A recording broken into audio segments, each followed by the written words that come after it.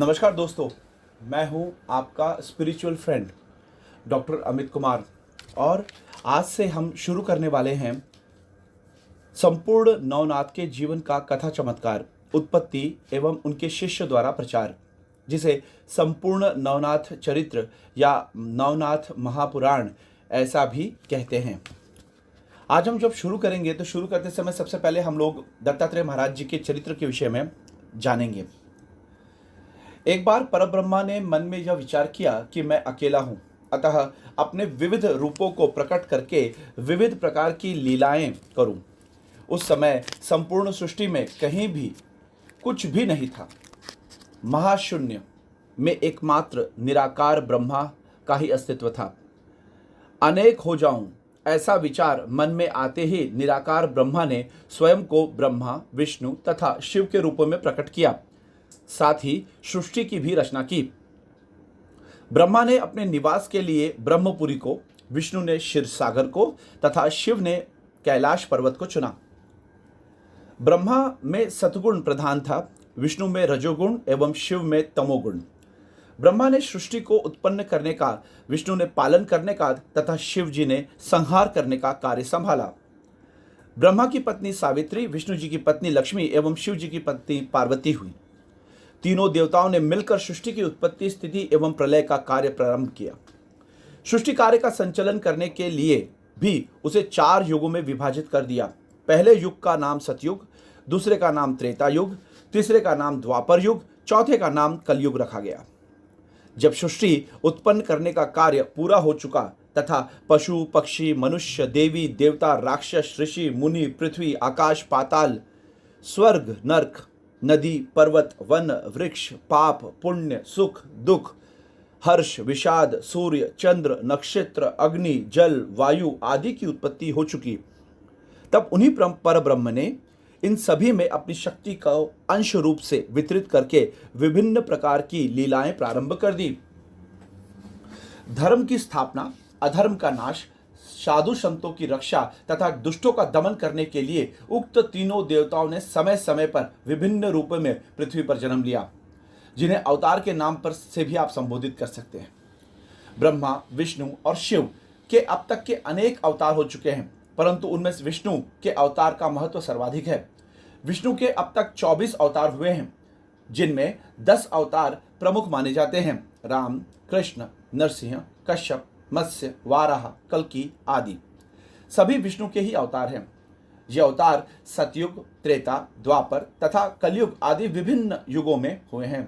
उदाहरण के लिए कश्यप, मत्स्य, वाराह, नृसिंह आदि के अवतार सतयुग में हुए, राम का अवतार त्रेता युग में और कृष्ण जी का अवतार द्वापर युग में हो चुका और कल्कि अवतार कलयुग में होगा।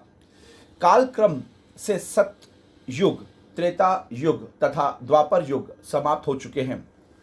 इस समय त्रेता युग में कलयुग चल रहा है। सृष्टि क्रम के नियमानुसार सतयुग में मनुष्य पूर्ण धार्मिक स्वभाव के होते थे। त्रेता युग में धर्म के प्रति लोगों की आस्था एक चतुर्थांश कम हो गई। द्वापर युग में धार्मिक आस्था अर्धांश मतलब आधी हो गई तथा कलयुग के प्रारंभ में ही धार्मिक आस्था केवल एक चतुर्थांश मतलब 100 में एक हिस्सा मतलब 25% ही रह गई, जो धीरे धीरे कम होती चली जाती है। कलयुग के अंत में जब धर्म का लोप हो जाता है तब प्रलय काल आ जाता है। प्रलय काल में भगवान शिव संपूर्ण सृष्टि का संहार कर देते हैं। तत्पश्चात कुछ समय तक कहीं कुछ भी नहीं रहता। फिर परब्रह्मा की इच्छा से ब्रह्म नए सिरे से सृष्टि की उत्पन्न करते हैं। ये क्रम निरंतर इसी प्रकार चलता रहता है। हर बार नई सृष्टि का जन्म होता है और हर बार उसका अंत और प्रलय होता है। अब तक अनगिनत बार सृष्टि और प्रलय का दौर गुजर चुका है तथा भविष्य में भी यह क्रम इसी प्रकार सतत चलता रहेगा। माया में भगवान अपनी माया का इसी प्रकार विस्तार और संकुचन करते रहते हैं। ऐसे वे क्यों करते हैं, इस संबंध में कोई कुछ नहीं जानता। जिस प्रकार मदारी के इशारों पर बंदर नाचता रहता है, उसी प्रकार ईश्वर की इच्छा पर संपूर्ण सृष्टि चलती रहती है। द्वापर युग के अंत में पराशर ऋषि के पुत्र मुनि वेद व्यास ने 18 पुराण रचे थे। उनमें से एक भविष्य पुराण है। भविष्य पुराण में व्यास जी ने कलयुग की स्थिति का वर्णन किया है तथा यह भी लिखा है कि कलयुग में जो लोग भगवान की भक्ति करेंगे वे ही मुक्ति को प्राप्त कर सकेंगे।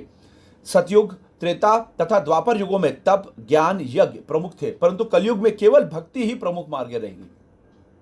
अतः कलयुग के लोगों को भगवत भक्ति में अपना मन लगाकर लोक तथा परलोक को सुधारने का प्रयत्न करना चाहिए। नारायण के अवतार नवनाथ। अगर हम भविष्य पुराण के संबंध में जानें या समझने की कोशिश करें तो कहा गया है कि कवि हरिंतरिक्ष प्रबुद्ध पिप्लायन अविहोर्यतृष्टो द्रुमिल चमस करभाजन। मत अर्थात कवि हरि अंतरिक्ष प्रबुद्ध पिप्लायन अभिहोत्र द्रुमिल चमस और करभाजन ये नारायण के स्वरूप हैं।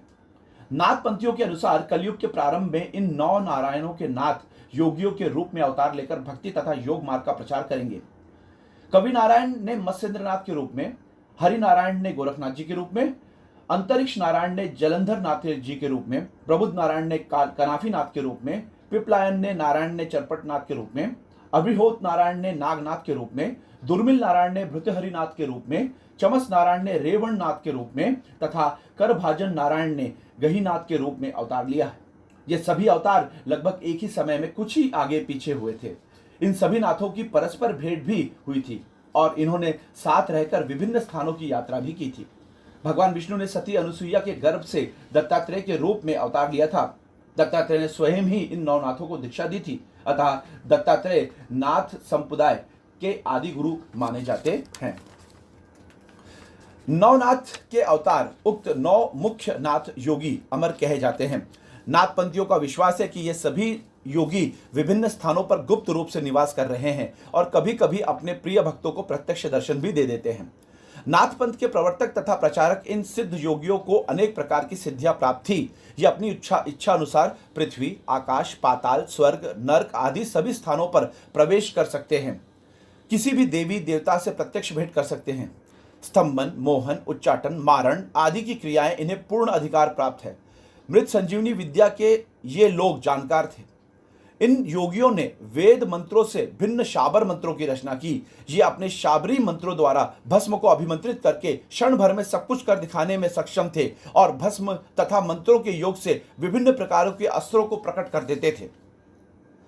भक्ति योग का प्रचार। इन सिद्ध योगियों ने देश देशांतर में भ्रमण करते हुए भक्ति योग का प्रचार किया। इनके उपदेशों को सुनकर तथा चमत्कारों को देखकर हजारों लाखों लोग इनके शिष्य और भक्त बने। उनमें साधारण स्थिति के लोग से लेकर राजा महाराजा तक थे। मत्स्येंद्रनाथ के शिष्यों में चौरंगीनाथ तथा अड़बंगनाथ के नाम से प्रसिद्ध है। जलंधरनाथ के शिष्य गोपीचंद नाथ बहुत यशस्वी हुए।